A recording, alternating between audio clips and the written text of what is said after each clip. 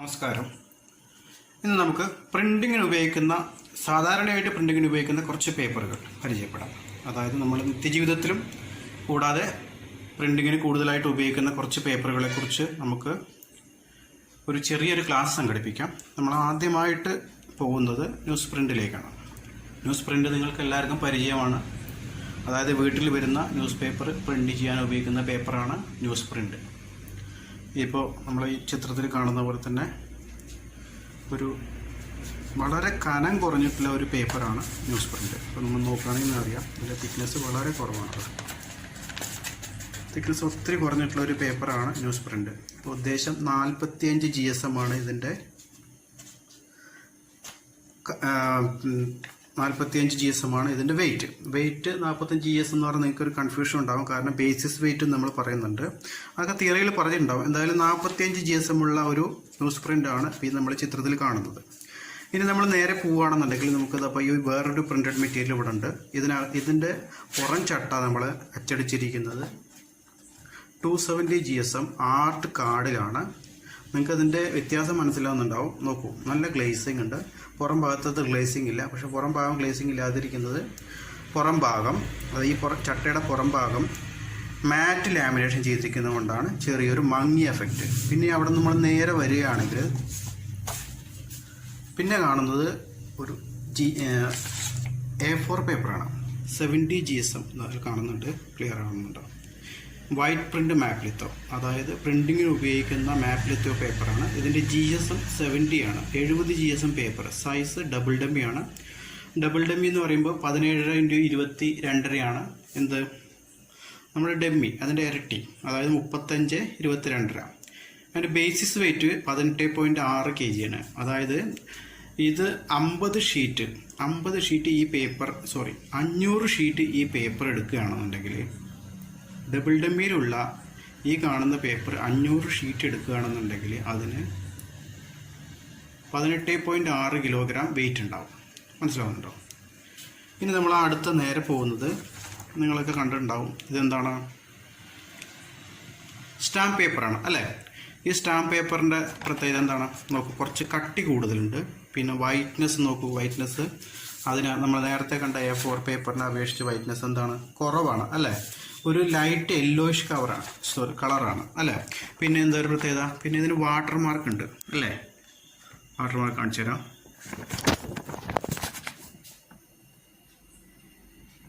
കാണുന്നുണ്ടോ?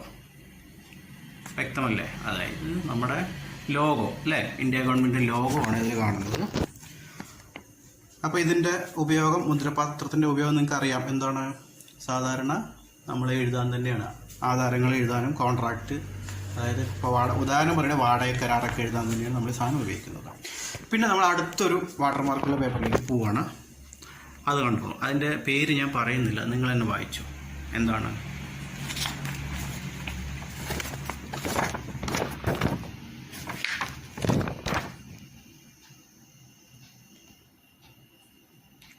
JK XL bond എന്നാണ് കാണുന്നത് അല്ലേ? എക്സിക്യൂട്ടീവ് ബോണ്ടാണ്. എക്സിക്യൂട്ടീവ് ബോണ്ടിൻ്റെ JK കമ്പനിയുടെ JK XL ബോണ്ട് എന്നാണ്. പിന്നെ വരുമ്പോൾ നമ്മൾ കാണുന്നത് ഒരു കനം കുറഞ്ഞിട്ടുള്ളൊരു മഞ്ഞ പേപ്പറാണ് അല്ലേ? ഇത് നമ്മൾ സാധാരണ കളർ വോവ് എന്നറിയപ്പെടുന്നു. കളർ വോവ് പേപ്പർ നമ്മൾ ഉപയോഗിക്കുന്നത് നമ്മുടെയൊക്കെ ബിൽ ബുക്കിലൊക്കെ ഒറിജിനലിന് താഴെ ഡ്യൂപ്ലിക്കേറ്റ് ആയിട്ട് ഉപയോഗിക്കുന്ന ഒരു പേപ്പറാണ്. എന്താണ്? Colour wove paper. അത് മഞ്ഞ കളറിലുള്ള പേപ്പറാണെന്ന് മാത്രം. ഇപ്പോൾ അതിൻ്റെ GSM 44 GSM പിന്നെ വെയിറ്റാണ്. പിന്നെ സൈസ് 45.5 × 58.5 സെൻറ്റിമീറ്ററാണ്. ബേസിസ് വെയിറ്റ് 5.6 kg ആണ്. Colour wove yellow. ഇനി അതിൻ്റെ കറക്റ്റായിട്ട് ഡീറ്റെയിൽസ് കിട്ടണമെന്നുണ്ടെങ്കിൽ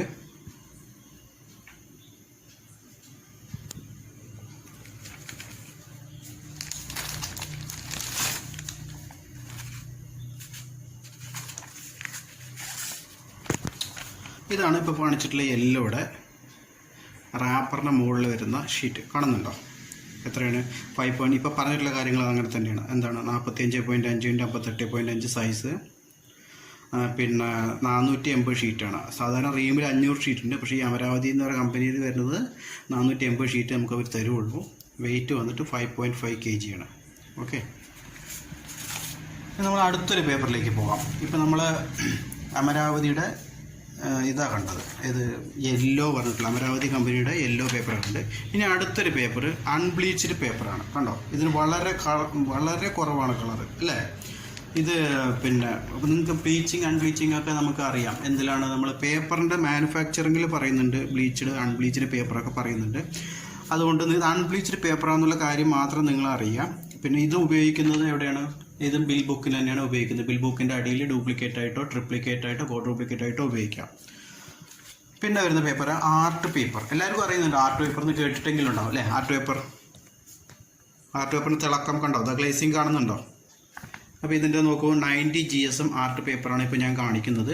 ഇത് സാധാരണ ആർട്ട് പേപ്പർ എന്തിനാണ് ഉപയോഗിക്കുക? നോട്ടീസുകളോ അല്ലെങ്കിൽ ചെറിയ ഈ 90 GSM ഉപയോഗിക്കുന്നത് കലണ്ടറുകളോ നോട്ടീസുകളോ അങ്ങനെ കുറച്ചും കൂടി ഫിനിഷിംഗ് ഉള്ള കളർ വർക്കുകൾക്കാണ് ഉപയോഗിക്കുന്നത്. ഇപ്പോൾ നോക്കൂ, ഈ ആർട്ട് പേപ്പർ നമ്മളൊരു നോട്ടീസിനാണ് ഉപയോഗിച്ചിരിക്കുന്നത്. Art paper. അടുത്ത് നമ്മൾ വരികയാണെന്നുണ്ടെങ്കിൽ ഇതേപോലെ ഒരു ലെഡ്ജർ പേപ്പറാണ്. ഈ ലെഡ്ജർ പേപ്പർ എന്ന് പറയുമ്പോൾ നമ്മൾ ഇപ്പോൾ ഈ കാണിക്കുന്ന ഈ സൈസിലുള്ള ലെഡ്ജർ പേപ്പർ ഉപയോഗിക്കുന്നതിന് ഒരു ഉദാഹരണം ഞാൻ പറഞ്ഞുതരാം.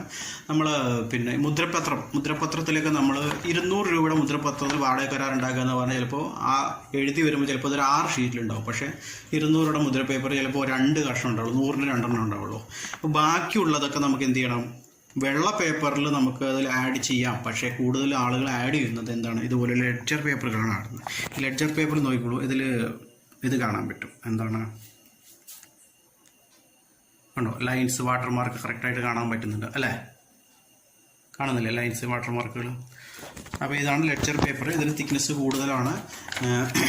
ഇത് 80 GSM ലെഡ്ജർ പേപ്പറാണ് ഇവിടെ കാണിച്ചിരിക്കുന്നത്. പിന്നെ റാപ്പർ അല്ലേ. റാപ്പർ എന്ന് പറഞ്ഞാൽ ഇതാണ്. എന്താണ് റാപ്പർ?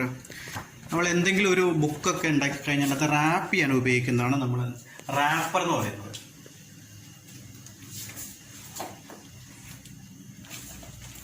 അപ്പോൾ അത് നമുക്ക് കാണിച്ചു തരാം. നമ്മുടെ ഒരു ബുക്കുണ്ട്. ഈ ബുക്കിൽ നമ്മൾ റാപ്പ് ചെയ്യാൻ ഉപയോഗിച്ചിരുന്ന സാധനമാണ്.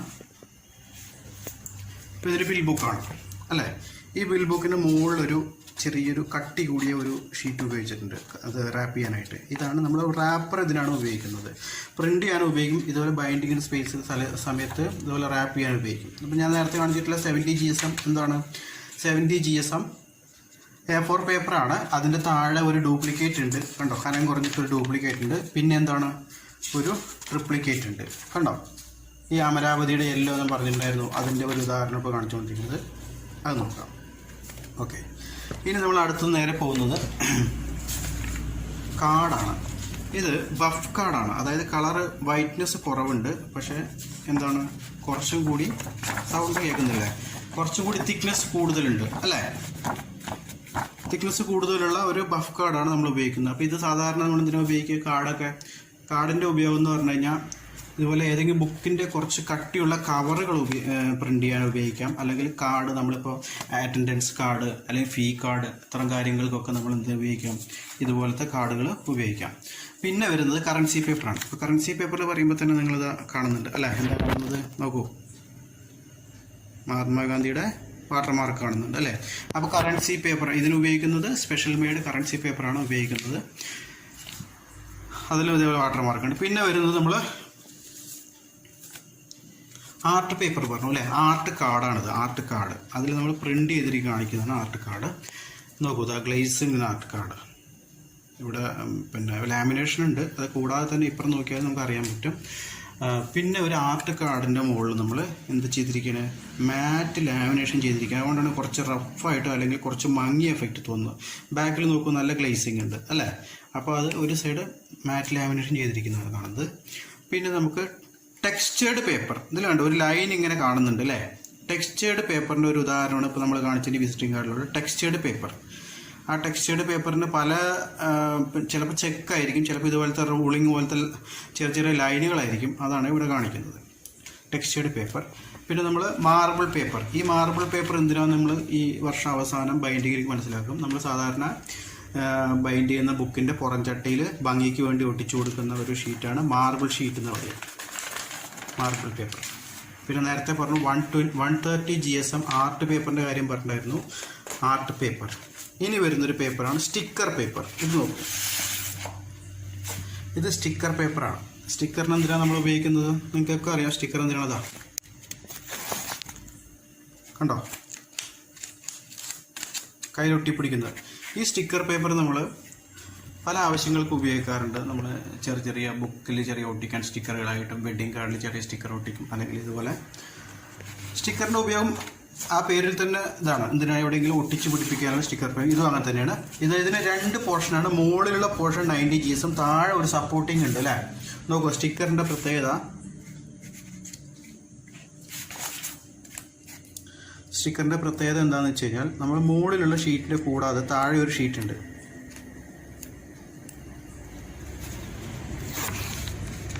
ഈ മുകളിലുള്ള ഷീറ്റ് 90 Gs, താഴെയുള്ള ഷീറ്റ് 90 Gs. അങ്ങനെ 90 Gs സ്റ്റിക്കറാണ് ഇപ്പോൾ നമ്മൾ കാണിച്ചു തരുന്നത്. പിന്നെ വരുന്ന നേരത്തെ കാണിച്ചു കളർ കാർഡ് അല്ലേ, സോറി റാപ്പർ. ഇത് റാപ്പറാണ്, നമ്മൾ ഒരു കളറിലുള്ള റാപ്പർ കൂടിയാണ് കാണിച്ചു തന്നത്. പിന്നെ കളർ കാർഡ് യെല്ലോ, ഇത് കുറച്ചും കൂടി കട്ടിയുള്ള കാർഡാണ്. ഇത് നമ്മൾ ഫയലിനൊക്കെ ഉപയോഗിക്കുന്ന കാർഡാണ്. 300 Gs കട്ടിയുള്ള പേപ്പർ കാർഡാണ്. ഇത് നമ്മൾ ഫയലുകൾ, നമ്മൾ പിന്നെ നാടകമൊക്കെ കിട്ടിയിട്ടുള്ള ഫയലുകൾ ഓഫീസുകളൊക്കെ നിങ്ങൾ കണ്ടിട്ടുണ്ടാകും. ആ ഫയലിൻ്റെ നിർമ്മാണത്തിന് ഉപയോഗിക്കുന്ന ഒരു പേപ്പറാണ്, സോറി കാർഡാണിത്. പിന്നെ നമ്മൾ ഇതോ നോക്കൂ, ഇതിൻ്റെ പ്രത്യേകത നോക്കൂ. ഫ്രണ്ട് ഭാഗം, അതായത് ഇതിൻ്റെ മുൻഭാഗം വൈറ്റാണ്, പുറകു വശം ഗ്രേ ആണ് അല്ലേ. അപ്പോൾ അത് ഗ്രേ ബാക്ക് ഡ്യൂപ്ലെക്സ് ബോർഡ് എന്ന് പറയും. ഡ്യൂപ്ലെക്സ് ബോർഡ് എന്ന് കേൾക്കുമ്പോൾ തന്നെ നിങ്ങൾക്ക് അറിയാവോ എന്താണ് സാധാരണ ഡ്യൂപ്ലെക്സ് ബോർഡ് ഉപയോഗിക്കുന്നത്. നമ്മൾ നോട്ട്ബുക്കിൻ്റെ കവർ തന്നെയാണ് ഡ്യൂപ്ലെക്സ് ബോർഡിൻ്റെ ഏറ്റവും വലിയ ഉദാഹരണം. നമ്മുടെ നോട്ട്ബുക്കിൻ്റെ കവറാണ്. നോക്കൂ, ഇതാ ഗ്രേ കളറാണ് പ്രിന്റ് ചെയ്തിരിക്കുന്നത് ഇന്നർ അല്ലേ, സോറി ഗ്രേ കളറാണ് ഉള്ളത്. പ്രിന്റ് ചെയ്തിരിക്കുന്നത് റെഡാണ്, സോറി ഗ്രേ കളറാണ് ഇവിടെ പറയുന്നത്. ബാക്ക് സൈഡ് വൈറ്റ് കളറാണ്, അതിന് മുകളിൽ ലാമിനേഷൻ ചെയ്തിട്ടുണ്ട്. അപ്പോൾ ഒരു ഉദാഹരണം എന്താണ്, ഒരു ഉദാഹരണം ഇത് തന്നെയാണ്. അതായത് നമ്മുടെ ഡ്യൂപ്ലെക്സ് ബോർഡിൻ്റെ പ്രധാനപ്പെട്ട ഉപയോഗത്തിലൊന്ന് നോട്ട്ബുക്കിൻ്റെ കവർ. പിന്നെ അടുത്തതിലേക്ക് വരികയാണെന്നുണ്ടെങ്കിൽ പാക്കേജിങ്ങിൽ ഏറ്റവും കൂടുതൽ ഉപയോഗിക്കുന്നുണ്ട്. പാക്കേജിങ്ങിൽ ഏറ്റവും കൂടുതൽ ഉപയോഗിക്കുക എന്ന് പറയുമ്പോൾ നമ്മൾ ഓയിൻമെൻറ്റിൻ്റെ കവർ, കോൾഗേറ്റിൻ്റെ കവർ, സോപ്പിൻ്റെ കവർ, ചില വില കുറഞ്ഞ സോപ്പുണ്ട്, വില കുറഞ്ഞ സോപ്പൊക്കെ ഡവുള്ള സോപ്പിൻ്റെയൊക്കെ എന്ന് പറഞ്ഞാൽ നല്ല കാർഡാണ് ഉപയോഗിച്ചിട്ട്, ITC കാർഡൊക്കെ ഉപയോഗിച്ചിട്ടാണ് പിന്നെ ഉണ്ടാക്കുന്നത്. എന്നാലും അത് പാക്കേജിങ്ങിലും ഇത് നന്നായിട്ട് ഡ്യൂപ്ലെക്സ് ഉപയോഗിക്കുന്നുണ്ട്. പിന്നെ വരുന്നൊരു സ്പെഷ്യൽ പേപ്പറാണ്.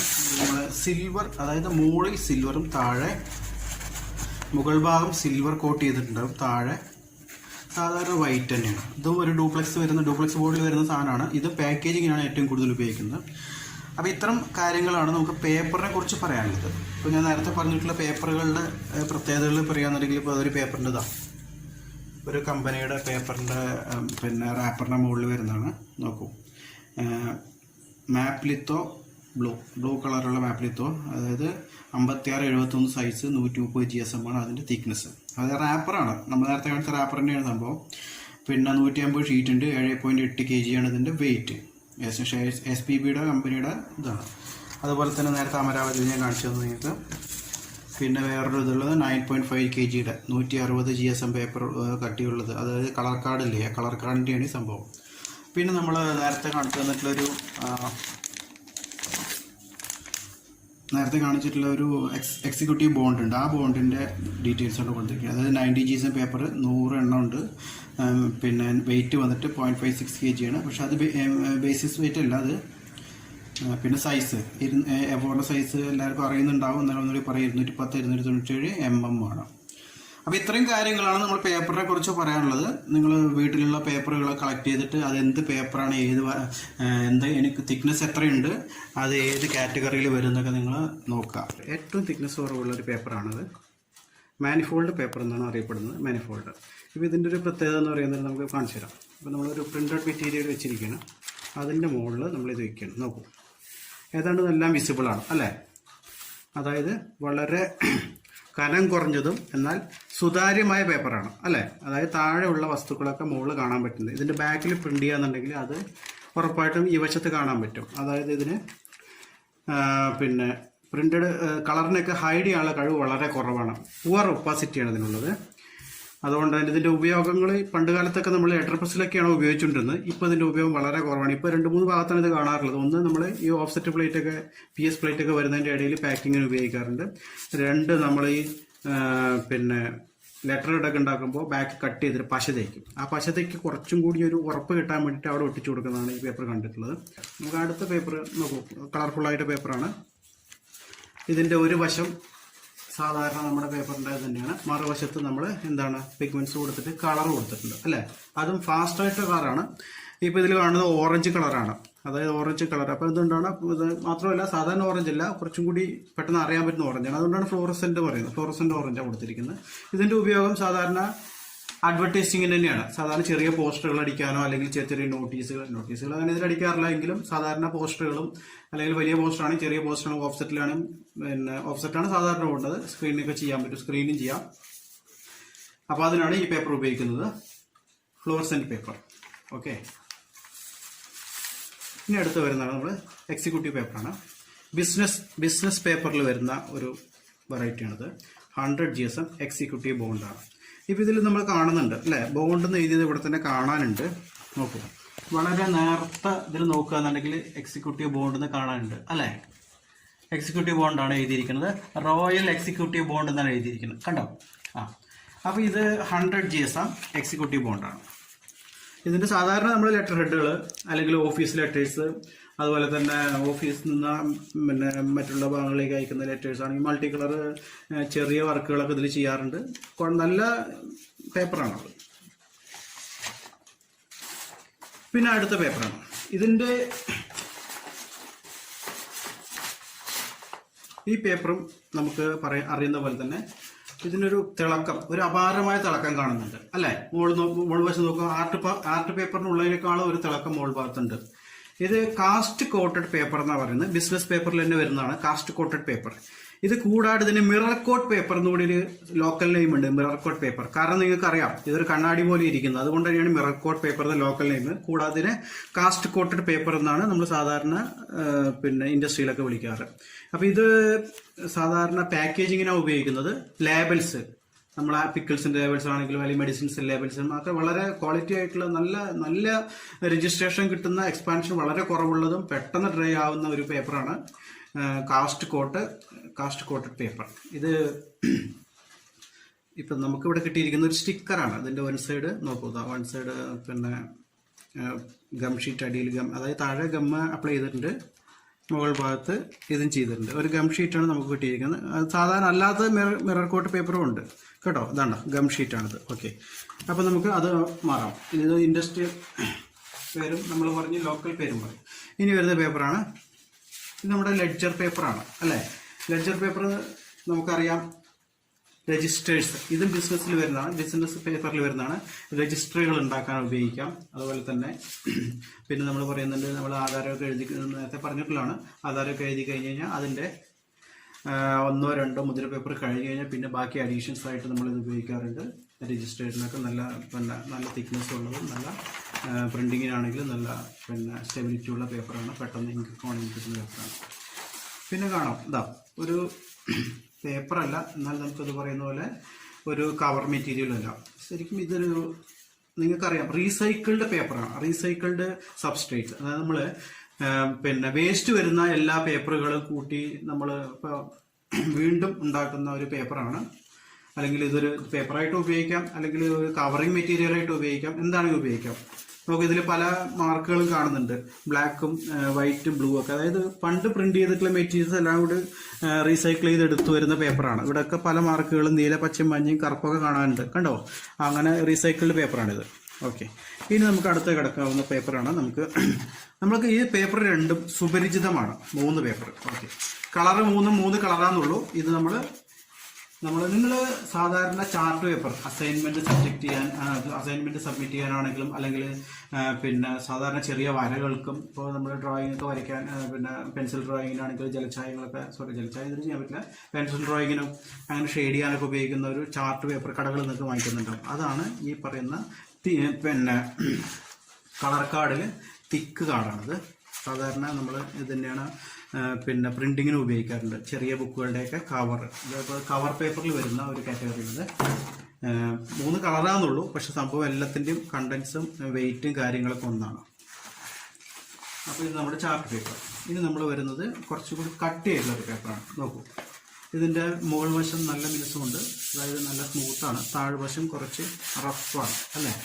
ഇതിന് ബ്രിസ്റ്റൽ പേപ്പർ, അതായത് ബ്രിസ്റ്റൽ കാർഡ്, ഇതിനെക്കൂടി താരതമ്യമുള്ളൊരു പേപ്പറാണ്.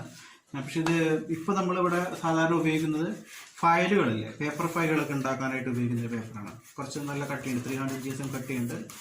അപ്പോൾ പേപ്പർ എന്ന് പറയാൻ പറ്റില്ല, ഇത് കാർഡിൽ വരുന്നതാണ്. സോറി, നമ്മൾ 150 മുകളിൽ പോയാൽ പിന്നെ കാർഡെന്നേ പറയുള്ളൂ. കാർഡാണിത്, പേപ്പറല്ല, കാർഡാണ്. അവന് പറഞ്ഞു ഒന്ന് പേപ്പർ എന്ന് പറഞ്ഞു. ഇനി അടുത്ത് വരുന്നതാണ് ഗ്രേ ബോർഡ് എന്നാണ് ഇത് അറിയപ്പെടുന്നത്. ഗ്രേ ബോർഡ് നോക്കൂ, ഇതിൻ്റെ പ്രത്യേകത എന്താണെന്ന് വെച്ച് കഴിഞ്ഞാൽ നമ്മൾ പ്രിൻറ്റിങ്ങിന് വളരെ കുറച്ച് മാത്രം ഉപയോഗിക്കുന്നൊരു പേപ്പറാണ്. പ്രിൻറ്റിങ്ങിന് അധികം ഉപയോഗിക്കാറില്ല. ഇത് നമ്മൾ കൂടുതൽ ബൈൻഡിങ്ങിന്, അതായത് താഴെ സപ്പോർട്ടിങ് ഷീറ്റൊക്കെ ആയിട്ട് വയ്ക്കുന്നൊരു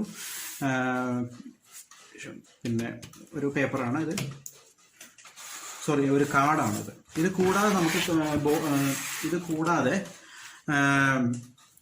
നമുക്ക് പിന്നുള്ളതെന്ന് വെച്ച് കഴിഞ്ഞാൽ ബോർഡുകളാണ്. ബോർഡിൽ എന്ന് പറയുമ്പോൾ സ്ട്രോ ബോർഡ് ഉണ്ട്, വീൽ ബോർഡ് ഉണ്ട്.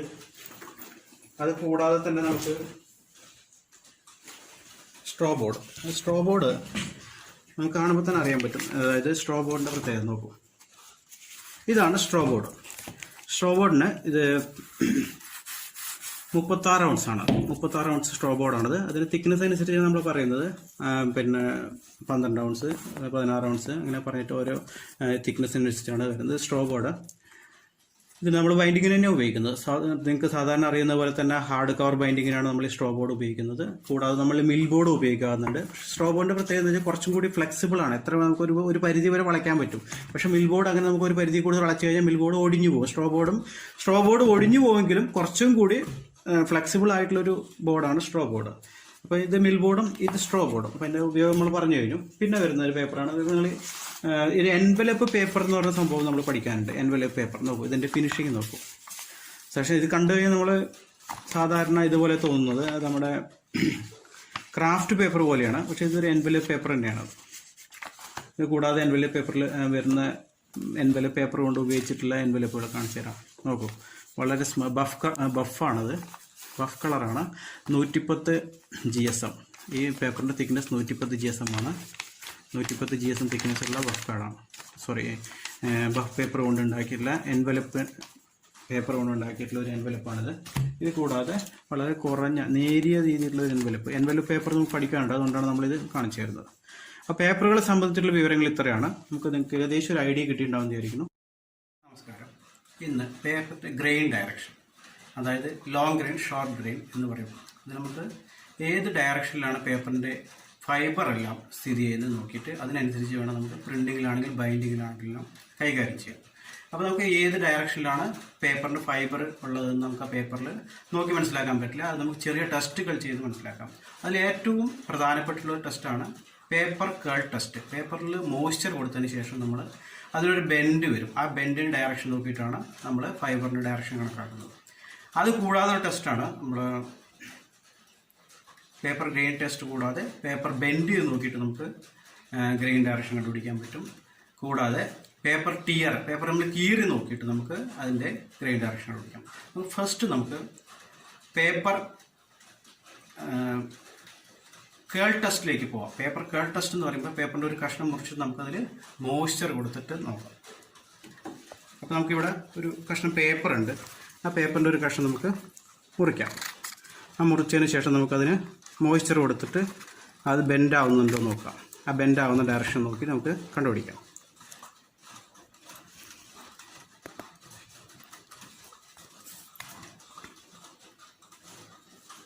ഇപ്പോൾ നമ്മളതിൽ കുറച്ച് വെള്ളം അപ്ലൈ ചെയ്യാണ്. അതിനുശേഷം എന്താ സംഭവിക്കുന്നത് നമുക്ക് കുറച്ച് നേരം വാച്ച് ചെയ്യാം. അപ്പോൾ അത് ബെൻഡാകും. ആ ബെൻഡാവുന്ന ഡയറക്ഷൻ, ഏത് ഡയറക്ഷനിലാണ് ബെൻഡാവുന്നത് ആ ഡയറക്ഷനിലാണ് അതിൻ്റെ ഗ്രെയിൻസ്. ഇപ്പോൾ നമ്മൾ കാണുന്നുണ്ട് അല്ലേ, ചെറുതായിട്ട് പേപ്പർ ബെൻഡാവുന്നുണ്ട് എന്നല്ലേ, പേപ്പർ മുകളിലേക്ക് ഇങ്ങനെ ബെൻഡായിരിക്കുന്നത്. അപ്പോൾ ഈ ഒരു ഡയറക്ഷനിലാണ് പേപ്പർ ബെൻഡായി വരുന്നത്. കാണുന്നുണ്ടോ? വളരെ നല്ല രീതിയിൽ കാണുന്നുണ്ട് അല്ലേ.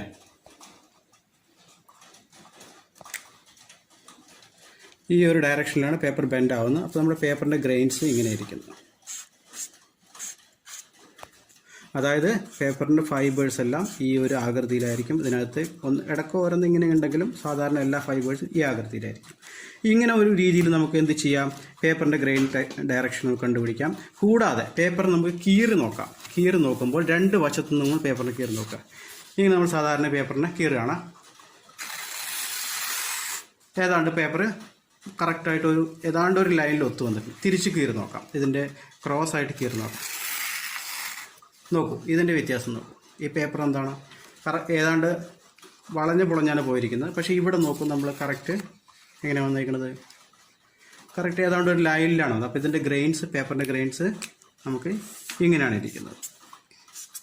ഇതും ഒരു ടെസ്റ്റാണ്. ഇത് ടിയർ ടെസ്റ്റാണ്, പേപ്പറിൻ്റെ ടിയർ ടെസ്റ്റാണ് ഇപ്പോൾ കാണിച്ചത്. നേരത്തെ കാണിച്ചത് നമ്മൾ പേപ്പറിൻ്റെ പേപ്പർ കേൾ ടെസ്റ്റാണ്. ഇനി നമുക്കൊരു ടെസ്റ്റ് കൂടി നമുക്ക് ചെയ്യാം പേപ്പറിൻ്റെ സംബന്ധിച്ചിട്ട്. ഇനി നമ്മൾ ചെയ്യാൻ പോകുന്നത് പേപ്പർ ജസ്റ്റ് ഒന്ന് ബെൻഡ് ചെയ്ത് നോക്കുക. ഇങ്ങനെ ബെൻഡ് ചെയ്യുക. അപ്പോൾ നമ്മുടെ കയ്യിൽ തന്നെ നമുക്കൊരു ഫീൽ ചെയ്യും പേപ്പർ എത്രത്തോളം ഫ്ലെക്സിബിൾ ആണെന്ന് ഫീൽ ചെയ്യും. നോക്കൂ, ഇങ്ങനെ പേപ്പർ വളരെ വളരെ സോഫ്റ്റായിട്ട് പേപ്പർ ഇങ്ങനെ മടങ്ങാൻ ശ്രമിക്കുന്നുണ്ട്. പക്ഷേ ഇങ്ങനെ നമ്മൾ മടക്കി വരുമ്പോൾ അതിനൊരു ചെറിയ ബുദ്ധിമുട്ടുണ്ട് അല്ലേ? അപ്പോൾ നമുക്ക് ഉറപ്പിക്കാം എന്താണ് പേപ്പറിൻ്റെ ഗ്രെയിൻ ഡയറക്ഷൻ. ഇങ്ങനെ വളരെ സ്മൂത്തായിട്ട് മടങ്ങുന്നതുകൊണ്ട് പേപ്പർ ഫൈബേഴ്സൊക്കെ ഈ ഒരു ലൈനിലാണുള്ളത്. അപ്പോൾ അതിൻ്റെ ഗ്രെയിൻ ഡയറക്ഷൻ സ്വാഭാവികമായിട്ടും ഇങ്ങനെ തന്നെയാണ്. ഇതാണ് നമുക്ക് പേപ്പർ ഗ്രെയിനിനെ കുറിച്ചിട്ടുള്ള കാര്യങ്ങൾ പറയാനുള്ളത്. ഇത് നമുക്ക് ബൈൻഡിങ്ങിലായാലും പ്രിൻറ്റിങ്ങിലായാലും അതുപോലെ തന്നെ ഫിനിഷിങ്ങിലൊക്കെ വളരെയധികം അത്യാവശ്യം ഉള്ള ഒരു ടെസ്റ്റുകളും അതുപോലെ തന്നെ അത്യാവശ്യം അറിഞ്ഞിരിക്കേണ്ട ഒരു സംഭവമാണ് പേപ്പർ ഗ്രെയിൻസ്.